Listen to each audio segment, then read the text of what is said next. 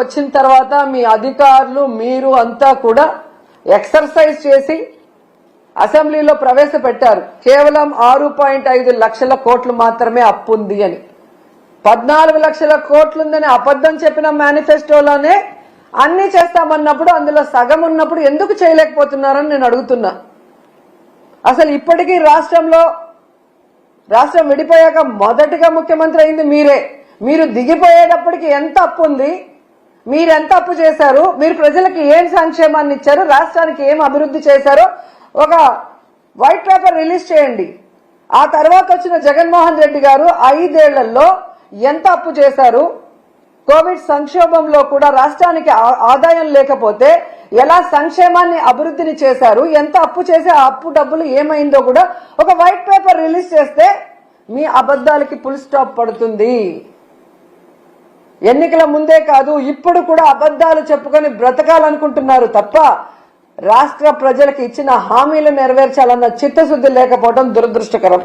So మీకు ఒకటే చెప్తున్నారు, మీ బడ్జెట్ లో మీరు చెప్పినట్టుగా బడ్జెటరీ లోన్ 4,91,734 కోట్లు, అలాగే నాన్ బడ్జెటరీ లోన్స్ అంటే కార్పొరేషన్ల ద్వారా తెచ్చిన 1,54,797 కోట్లు అంటే మొత్తం కలిపి 6.5 లక్షల కోట్లు మాత్రమే అప్పుంది.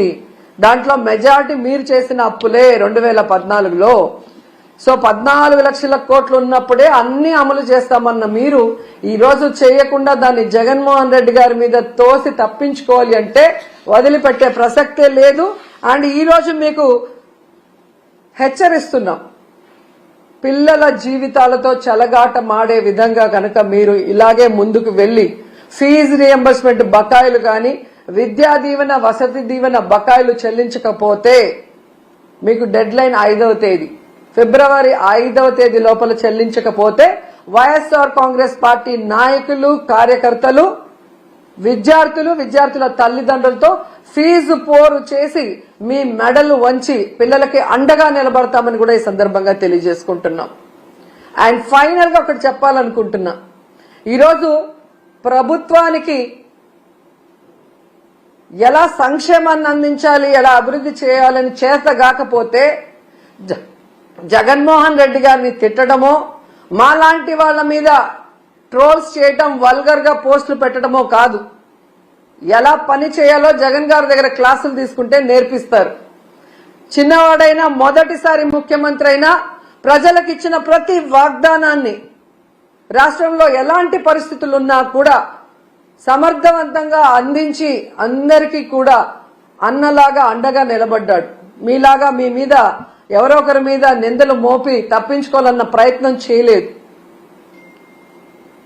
పవన్ కళ్యాణ్ గారు మీకే చెప్తున్నాను, ఆడవాళ్ళ మీద ట్రోల్స్ చేస్తే ఒప్పుకోనన్నారు. మరి ఆడవాళ్ళు అంటే ఓన్లీ తెలుగుదేశం జనసేనలో ఉన్న ఆడవాళ్ళు మాత్రమేనా? మీ ప్రభుత్వం చేసే తప్పుల్ని నిలదీస్తామన్నా మీరు నిలదీయకపోతే ఈ రాష్ట్రంలో బాధ్యత కలిగిన